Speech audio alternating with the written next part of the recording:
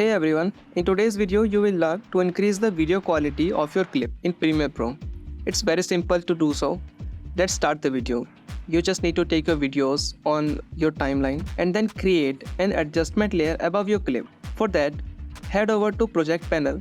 You can simply right click or choose New Item, or you can create here on New Item option and then select Adjustment Layer and hit OK.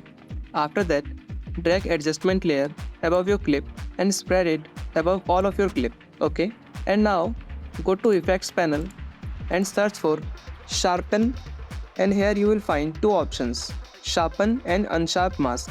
Drag both of these effects on your adjustment layer.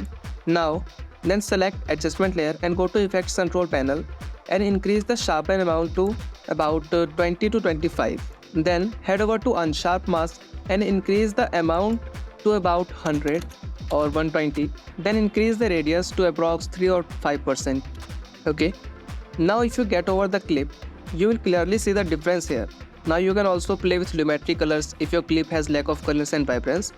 But if I try to show the difference of before and after in both clips, you will see here. This one is before and this one is after applying these effects. Okay. Now you can try this effect on your various clips to enhance that video quality.